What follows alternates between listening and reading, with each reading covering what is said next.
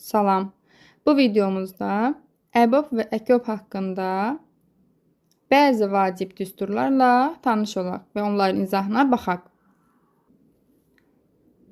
Ardıcıl 2 cüt ədədin EBOB-u 2-yə bərabərdir. Nə deməkdir? Biz ardıcıl cüt ədədlər haqqında izahda vermişik. Cüt ədədlər hansı idi? Sonu 0, 2, 4, 6 və 8 rəqəmi ilə bitənlər, yəni 2-yə bölünən ədədlər. Ardıcıl o idi ki, formulu 2n, 2n plus 2, 2n plus 4 hər dəfə 2 artan ədədlər idi. Ardıcıl cüt ədədlər. Məsələn, 4, 6, 8, 16, 18, 20. Məsələn, bizə verib indik tutalım ki, EBOB 2 dənə ardıcıl ədəd deyək. Ardıcıl cüt ədəd 24, 24-dən sonra 26. Bunların EBOB-unu hesablasaq, EBOB-u taparkən sadə vuruqlarını ayırırdıq. Sonra sadə vuruqların hasili şəklində götürürdük. 26 necədir? 2 vurulsun 13-dür. Sonra nə edirdik? Ortaq sadə vuruq hansıdır? 2-dir. 2-ni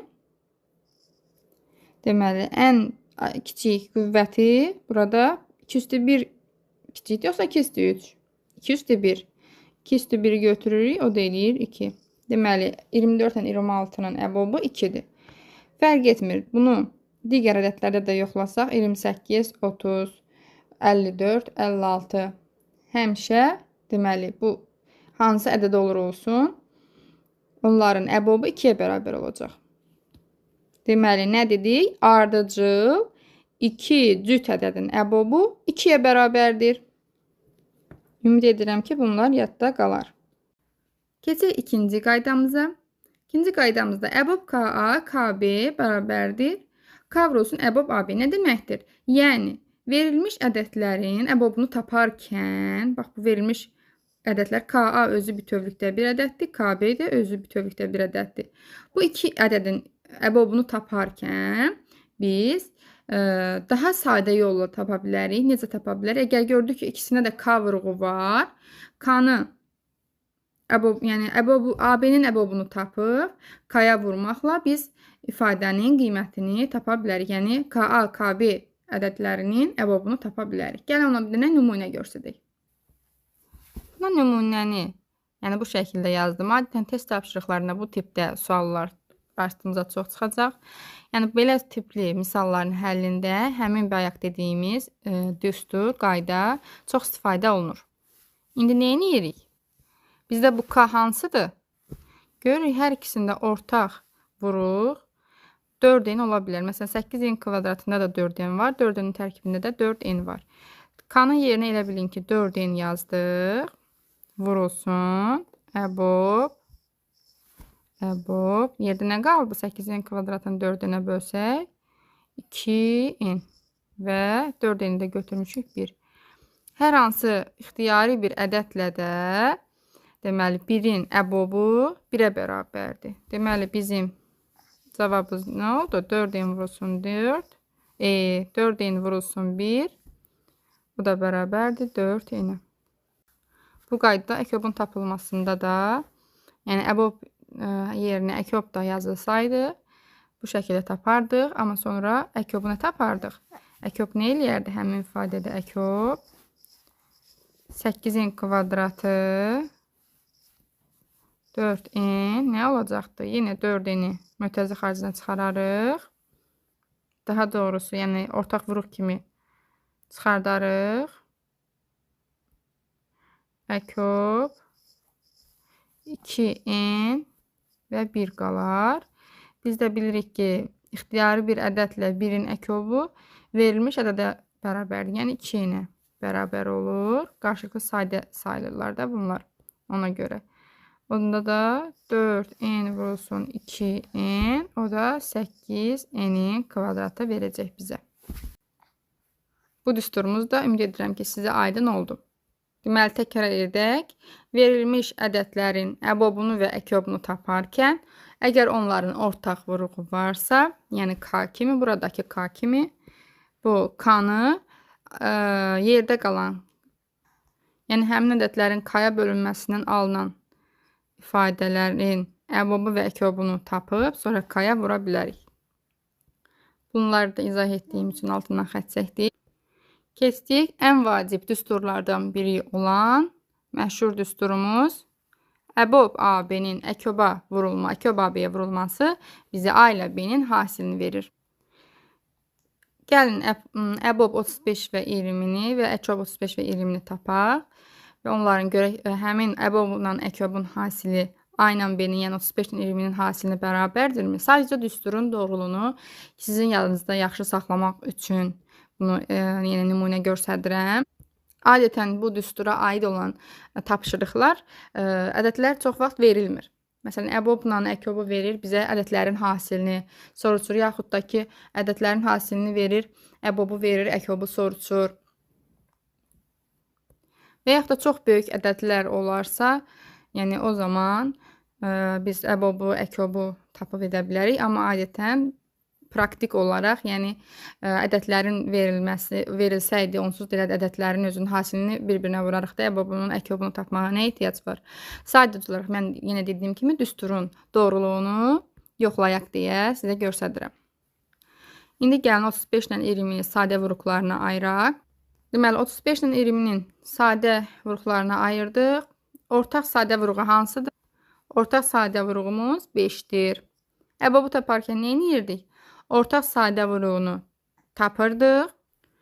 Yəni, onun qüvvəti ən kiçik hansıdırsa, həmin halını götürürdük. Baxıq, elə hər iki halda da 5 üstü 1-dir. Elə deməli, onların əbobu 35-in 20-nin əbobu 5-dir. Əkobu necə tapırdıq? Sadə vuruqların ən yüksək qüvvət üstüdə, yəni verilmiş ifadələrdə ən yüksəyini götürürdük. Hansı sadə vuruqlarda? 2, 5, 7. Baxaq, 2 üstünü isə yazmalıyıq. 2 üstü 2. 5, 5 üstü 1, 7, 7 üstü 1. Əgər yəni yüksək olmadığı üçün elə özlərini yazırıq. 2 üstü 2, 4, 5-ə vurdum 20, 20-ni də 7-yə vurdum, 140. Deməli, 35 ilə 20-nin əkobu 140-dır. Deməli, əbobla əkobun hasili də 140 vurulsun 5, bərabərdir bizə nə verir? 0, 0, 700. Cavabımız nə oldu? 700. Baxın. 700 buradakı 700. Əbobumuz nə tapdıq? 5. Əkobu 140. Hasili 700. A ilə B özü ilə 35-dən 20-nin hasili ilə 700 verir. Və deməli biz qeyd elədiyimiz əbob AB vurulsun əkob AB bərabərdir AB düsturunu özünüz əyani şəkildə gördünüz ki, həqiqətən doğrudur. Belə bir nümunəyə də baxaq. Deməli, tutalım BC ədədi verilmişdir. Əkobunu qeyd ediblər ki, əkobu 250-dir, hasili 7250-dir. Əbobunu soruşur. Necə tapırıq? Bayaq qeyd etdiyimiz düsturdan əkob deməli BC vurulsun əbob BC bizə B vurulsun C-ni verir. Düsturu qeyd elədik. Buradan nə tapırıq? Əbobu tapırıq. Əbobu tapmaq üçün əbob bərabərdir. Nəyə? Ədədlərin hasilinin əkoba nisbətinə. BC-miz nə idi? B vurulsun C-miz 7250-ni bölürük. Əkobu nə verib? 250-yə. Cavab da neçə eləyir? 25. Deməli, əbob da 25-dir. Fikir verin, B ilə C əslində hansı ədədlərdir? Deməli, 125 ilə 50-dir. Həqiqətən onların əkobu 250, hasili 7250-dir. Hesablasaz görəcəksiniz ki, əbob da 25-dir. Həmin düsturdan asanlıqla biz 25-i tapdıq. Amma əgər ədədləri tapası olsaydıq, həm vaxt itkisi olardı, həm də daha çətin tipli suallarda, uzun ədədlərdə tapmaq daha çətin olar. Ümumiyyətlə, bu düsturu yaxşı yadımıza saxlayırıq. Əkobu, verilmiş ədədlərin əkobu ilə əbobunun hasili ədədlərin hasilinə bərabərdir. Keçdik növbəti düstura. A ilə B qarşılıqlı sadədirsə, nə deyirik? A ədədi ilə B ədədi qarşılıqlı sadədirsə, əbobları 1-ə bərabərdir. Əkobi isə onların hasilinə bərabərdir. Qarşılıqlı sadə ədədlərə nümunə olaraq elə 2 ilə 3-ün özünü götürək ən kiçik olaraq. Deməli 2 ilə 3-ün onsuz da ortaq heç bir sadə vurğu yoxdur. Deməli əbobu 1-ə bərabər olur. Əkobi isə 2 vurulsun 3 bərabərdir 6-ya. Bu düsturu da yaxşı yadımıza saxlayırıq. Çox istifadə edilən qaydalardan biridir. Əgər A ədədi B-yə bölünürsə, A ilə B-nin əbobu B-yə, əkobi isə A-ya bərabər olur. A ədədi B-yə bölünürsə, yəni A bölünəndir, B böləndir. A ədədi B-yə bölünürsə, B A-nı bölür, yəni. Deməli, əbobumuz hansına bərabər olacaq? B-yə, yəni kiçiyə, bölənə.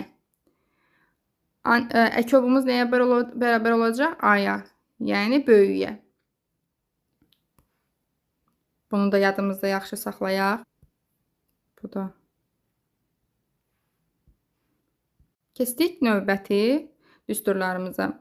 Əkobun əboba bölünməsi bizə qeyd eləmişik C-yə bərabərdir. Görək C nədir? C burada ortaq olmayan sadə vuruqların hasilidir. Nədir? Ortaq olmayan sadə vuruqların hasili. Gəlin kiçik bir nümunədə bu C-ni başa düşək. Tutalım ki, bizə verilib 24 və hansı verilsin? 14. Biz bilirdik ki, əbobu da əkobu da taparkən sadə vuruqlara ayırırıq. Gəlin ayıraq. Bunu biraz bu tərəfdən yazaram. 24'ü sadə vuruqlara ayırdıq. Nə olur? 24'ü 2'ye böldük 12, 2'ye böldük 6, onu da 2'ye böldük 3, 3 ve 1. Sonra 14'ü de bölsək 2'ye bölürük 7, 7'ni de 7'ye bölürük 1. Biz burada ortaq olmayan sadə vuruqların hasili dediklərini başa düşərik. Baxın, ortaq olanlar hansıdır? 2'dir. Bir dənə 2 var. Ortaq olmayanlar, yerdə qalanlar hansıdır? 2 vur, 2 vur, 3 vur, 7. Cavabımız da edəcək 84. Bayaqki düsturda qeyd etdiyim kimi, yəni burada belədir. Bizdən soruşmayacaq ki, məsələn 24-ün 14-ün ortaq olmayan sadə vuruqların hasili soruşa da bilər. Soruşsa da bu şəkildə taparıq, yaxud da ki düsturdan taparıq. Sadəcə olaraq sizə senin necə alındığını, senin nə olduğunu başa salmaq istəyirəm ki, tam şəkildə aydın olsun ki sizə. Yəni burada yerdə qalan bu ortaq olmayan sadə vuruqlar var. Onların hamısının bütövlükdə hasilində, hər iki ədəddə. Testlərə də bu şəkildə verir ki, məsələn, A ilə B-nin ortaq olmayan sadə vuruqlarının hasili, məsələn, bu qədərdir. Əkobu verir, sizdən əbobu soruşur. Yaxud da ki, əkobla əbobu verir, seni soruşur. Adətən A ilə B-ni vermir. Yəni, demək istədiyim. O zaman seni taparkən həmin bu düsturlardan əkobun əboba bölünməsi seni verir. Onda əkob özü nəyə bərabər olar? Əkob özü də C vurulsun əbob olar. Baxın, bu düsturları sevə-sevə öyrənək. Onları yaza-yaza öyrənək.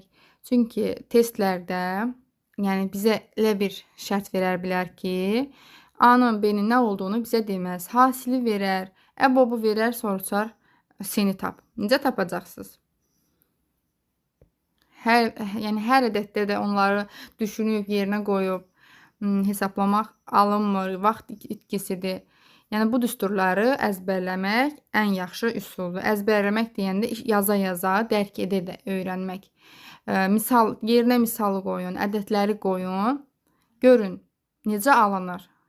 Bu nəticəni gördükdə özünüz də sevinəcəksiniz. Yəni, AB düsturumuzda belədir. Kök altında AB-nin C-yə nisbətinə. Bizdə testdə verə bilər ki, A ilə B-nin hasili 32-dir, məsələn. C-miz də 8-dir. Əbob neçəyə bərabərdir? Neyniyəcəyik? Baxıb qalacaq ki, bu hansıdır? ədədi tapmalıyıq. Bundan sonra əbəbu tapmalıyıq. Bu necə olur? Düsturu bildik, asandır işimiz. Neyniyəcəyik? 32-yə 8-ə böldük. Neçələrdir? 4. Kök altına da bunu salsaq. Deməli, bu belə yazaq daha yaxşı olsun.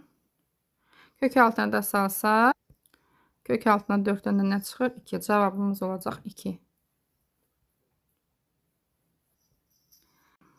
Gəlin 2 ədədin əbabını və əkobunu bu şəkildə tapaq. Məncə onda daha yaxşı yadınızda qalar.